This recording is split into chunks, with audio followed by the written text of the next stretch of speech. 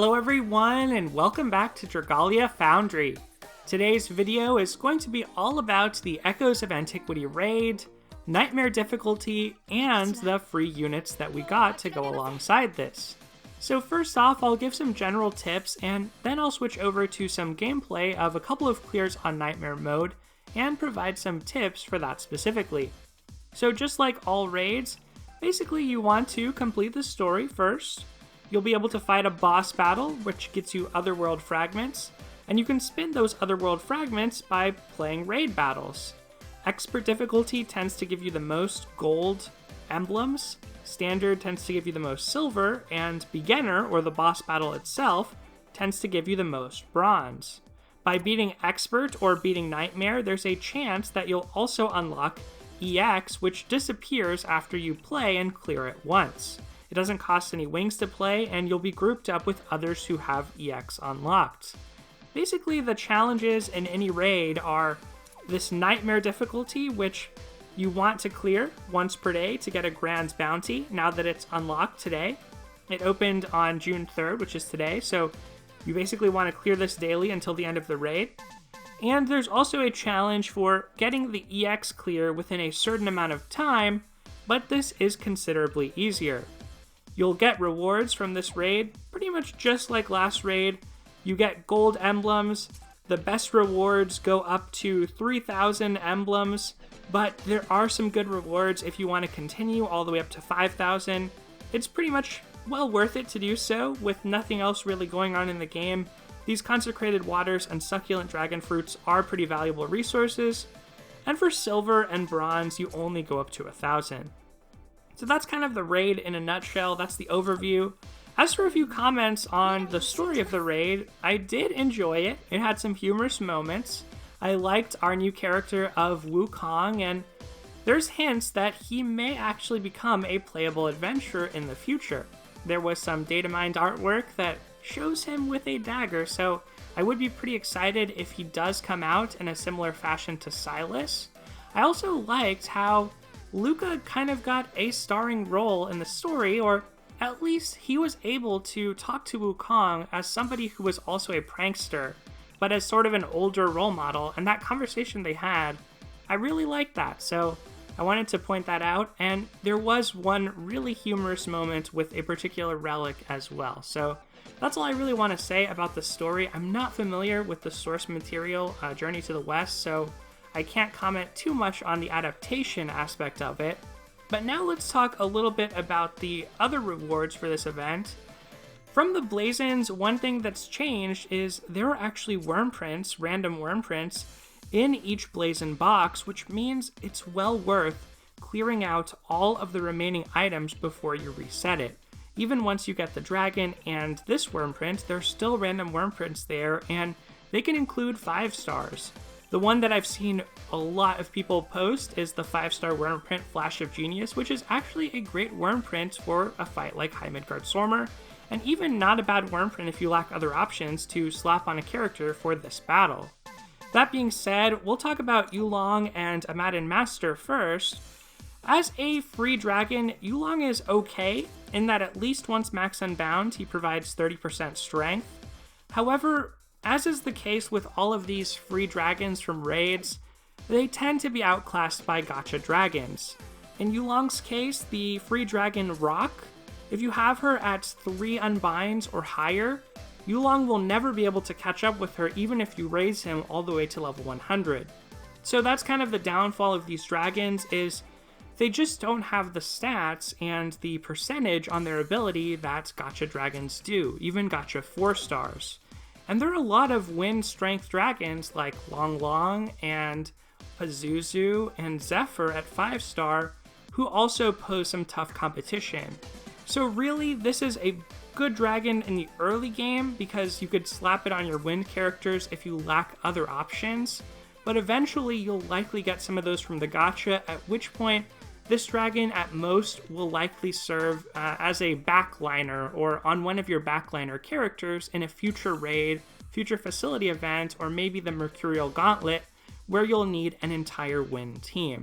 So that's kind of what I think about Yulong. It's an okay dragon, but just because the stats are weaker, I wouldn't suggest dumping all your succulent dragon fruit into this, and a wind dragon will not really help you with this raid either. Wind is the element we're facing against, so we want to be using flame adventurers.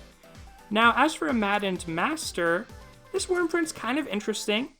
It does give you Wind Res and Overdrive Punisher. I will say I've learned to not overlook any Wyrmprints that provide some incidental resistance and an offensive ability. But the problem with this Wyrmprint, I think, is there just are stronger options, and in particular that Flash of Genius Wyrmprint I mentioned earlier. That one's going to give you Wind Res as well as Flurry Strength that goes up to 20%, which is a lot of strength that only requires you to maintain a combo count of 20 or more. So I think a Maddened Master doesn't really have too much of a home right now, but if, say, you're a newer player, you don't have a lot of Wyrmprints, you're reluctant to spend your Eldwater in the shop, and I do think you should be thoughtful before you spend your Eldwater, then, this isn't a bad Wyrmprint to just slap on an adventure for this raid. It's not the worst thing that you could have. It's going to be better than your 2-star Wyrmprints that you've collected from the story, better than a lot of 3-star Wyrmprints that you've gotten as drops. So in that sense, this is not a bad Wyrmprint either. But I would say both of these kind of outclassed by higher rarity or gacha options. That being said, the best free thing that we get from this raid is definitely our free units. So let's hop over to the collection page and look at her. I'm going to go here to Adventurers, and right now mine is only at 40 nodes, but Xuan Zang is a really good adventurer. She's incredibly powerful as a free unit, and it tends to be the case that these free welfare units are usually a bit better than the free welfare dragons and free welfare Wyrmprints. The one exception might have been Elias, who wasn't the greatest, but we've gotten some good free units nowadays, like Botan and now Xuan Zang.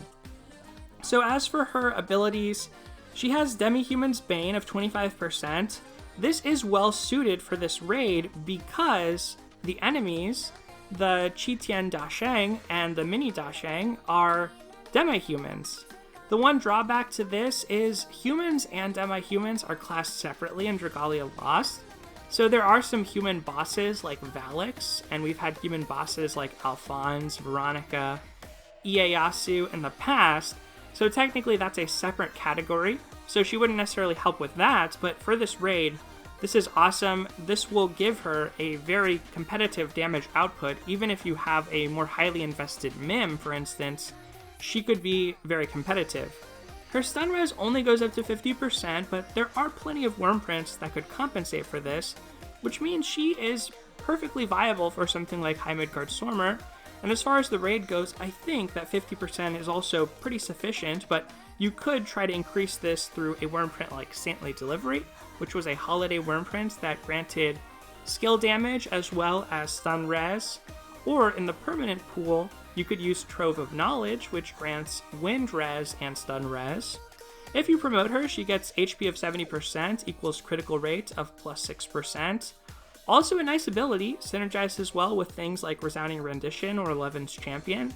So those are some ideas at a base level for Wyrmprints for her. But what I think is even more noteworthy than her abilities is her skill combination, and I really like how they've represented her stealing magic in the game. So Flame Incursion is her first skill, and it basically just deals flame damage ahead, but debuffed foes take extra damage. And Heaven's Binding is a sealing skill. It debuffs enemies. It reduces the strength of the target and nearby enemies by 5% and their defense by 10% for 20 seconds. That is a really long debuff, long enough that you can probably cast this Flame Incursion twice, and the damage modifiers when this is powered up because the enemy's debuffed are really nice. So 20 seconds being a long debuff is great. One downside to this skill though is it doesn't actually do damage. Even though this icon looks like a damage dealing icon, it doesn't actually do damage, it just causes a debuff. And it turns out it seems like the chance of this is 70% on the strength and 70% on the defense, and they're rolled separately. So together you have over a 90% chance that at least one of them will land, which is very good. Overall though, one of the reasons why A debuff is great in the context of a raid as compared to a buff, is that most buffs only affect your team, your 4 units. There are some exceptions, and typically the language of those will say it affects all allies, in which case it'll affect other people's units as well and other players' teams, or it'll say nearby allies, in which case it could also affect them. But the debuff, because it's on the boss, it's a property on the boss, is a way of powering up the damage that everyone else deals, not just your team. So that is why this is a pretty incredible effect, and even if you're not able to roll that debuff successfully, which chances are you will, there are a lot of other Flame teammates who can still cast debuffs and make it so Flame Incursion is almost always going to be hitting with that extra damage. So in the Flame pool, there's Yuden, Vanessa, Valentine's Azalith. Those are just some of the adventurers that can cause debuffs, and there's also Cerberus, who is a dragon that could be equipped to anyone that can cause a debuff. So very good adventurer. She's quite powerful, so even if you didn't get Golemim, I would say she's very competitive, especially for this raid, and I'm really glad that we got such a good free unit. So that's pretty much it as far as the general advice for the raid, going over the freebies. Now let's switch over to some gameplay of Nightmare mode, and I'll provide some more specific tips on that. So for Nightmare mode, I'm going to be showing off 2 clears. One was my very first clear right around reset. It wasn't a deathless, and we were going into it blind. The second clear I'll show is a later clear where we were a little more prepared. We were able to get a deathless, and I tried a couple of different strategies as well after that I'll talk about. So as far as the Nightmare mode goes this time around, I think it's a little bit easier than in the past. The Sabnock challenge was pretty tough, and even though Light has a lot more facilities, some of Sabnock's moves were pretty punishing and pretty time-consuming, making it hard to clear. As far as齐天大圣, I think that his moves are more stationary, but they can cause knockback, and there are lots of places on the battlefield that you may need to be, so I think this raid is one in which mobility can be very important. That's why I think a lance lead like Xuan Zang or like Mim might be actually pretty good for this, as compared to a sword lead, even though swords are good with their force strikes to diminish the enemy's overdrive gauge. It just seems there are more areas of the battlefield that you need to have access to. So basically the fight will always start off the same way. The attack with the Jingu Bang, where basically the pole staff comes out. It's the only part of the boss that you can demolish, and if you don't demolish it the first time, it's very hard to get a second instance of it. Because of overdrive animation, summoning, various attacks, it seems like unless you demolish it the first time, it's hard to draw out that attack again and get another opportunity to demolish it. So I highly suggest that you all go after it to start the match. Gives you some time to rack up some damage, and also it drops rare items. Not necessarily super rare, like power-up, unbinding items, but at least it's going to give you some more chances at getting those rare items, because you can see the little rare icon appear whenever you destroy that pole staff. So that's probably the first thing to do to start off the fight. You'll see that 3-pronged attack, those purple areas. Don't want to stand in them. You will get hit by them if you do.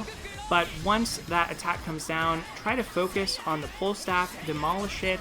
You may need to dragon here, that should help, especially in Nightmare. The HP is a lot higher than in EX. So that's the first part of the fight. After that, the most important thing in my experience is you want to make sure you're attacking the weak point when齐天大圣is charging up. Basically, he'll charge up a couple different attacks. One of them hits half the arena roughly. It's basically a half circle attack. That one can deal a lot of damage, but the more devastating one in my experience is Erratic Chi, where he'll charge up and basically rain down on the entire arena. Very powerful move. To prevent these, you need to destroy that orb, so it's important, despite being knocked back, despite being going after the mini Dasheng, you need to come back to the boss and attack that orb every time you see it. So that's kind of the thing I've noticed the most. As for preventing knockback, there are a couple ways to do it.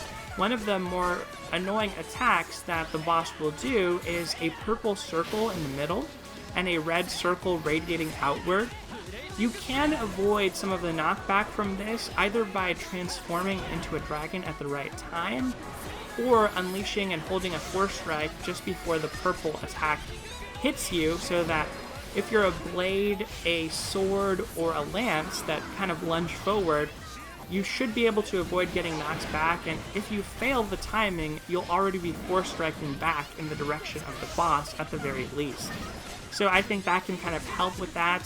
And lances and blades both have a nice mobility with their force strike that can also let you attack the mini Dasheng. As for those minis, they do heal the boss, so it is important that you destroy them as soon as you can. That being said, there's kind of a push and pull with this fight where you want to go out and attack those, but you need to come back toward the center to make sure you also destroy those charge-up orbs when they happen. I think it's easier than Sabnok. There are large periods where the boss is stationary.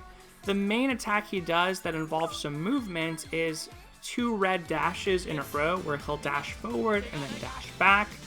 It can knock you down and slow down your uptime, prevent some damage that he would have otherwise taken, so it is worth pointing out. As far as shapeshift prep and wormprint strategies for this raid, I do think it's helpful to have at least 50%. It's a good way to ensure you destroy the pole staff of the boss immediately. Everyone can shapeshift and attack it to make sure that you get it to be demolished. So I think that is helpful to do. Other than that, you might not need a whole lot more. I don't think it hurts by any means, especially when you have dragons like Cerberus who can debuff the boss, or you have Mim whose dragon form is extremely powerful and you want to get it out as much as you can. In those cases, I do think it's helpful, or if you're using a leader like Yuden who has Dragon's Claws and has that on the Shining Overlord as a wormprint if that's equipped. In those cases, you want as much shapeshift prep as you can get, so I do think it's still good in this boss fight. It might not be completely necessary though, but I do think it's still good. Otherwise, you pretty much just want to equip the strongest skill damage wormprints or attacking wormprints you can on your team. Bring stun res adventurers, bring adventurers who can cast debuffs on the boss, since those will work across the raid parties, and pretty much unleash as much damage as you can, and hopefully that will be sufficient to clear before you time out. Once again, the might suggestion for this is at 15,000, but I do think to be comfortable, you want to look at your strength stat. Probably want between 7 and 8,000 strength across all of your adventurers to be very comfortable with clearing this. You could go lower than that and definitely clear and have success depending on your teammates, but I think that would be comfortable. Verica, if you have her, or Valentine's Hildegard are great healers if you feel like you need a healer on the team. I did find it to be effective to get my Deathless clear, in that Verica was putting in work and healing my team up. You can take some hits if you're not able to destroy those charge-up orbs in time, and those can be pretty devastating to your team, so that's the main context in which you'd want a healer to prevent it. Once again, there's kind of a push and pull, because if you don't destroy the weak point in time because you're lacking strength, you will take a large hit from those charge-up attacks.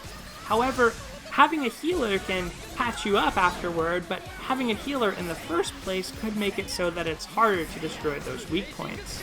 Ultimately though, I think it's just a matter of chasing them down and using skills on them to try to break them or destroy them as fast as possible. But yeah, that's pretty much all I want to say about the raid boss. There are lots of great candidates for this fight, whether they be Marth, Yuden, Xuan Zang, Mikoto, Mim. Anyone like that would be fantastic. The new Maribel even. Verica is good if you're going to run a healer on your team, or Valentine's Hildegard. Cerise is probably good. Sanoa is probably good. There are a lot of candidates that you can use for this, so I would say go crazy, try to use your strongest flame adventurers, and hopefully you'll find success. Otherwise, everyone, I'd love to hear what you have to say in the comments below. If you have some other tips about taking on the raid boss, that would certainly be appreciated as well. I know other commenters would love to hear what you have to say too.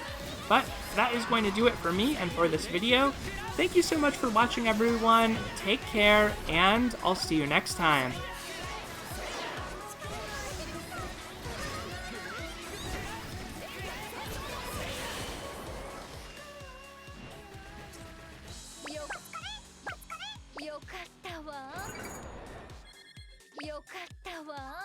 Yes! みんな、怪我はないか？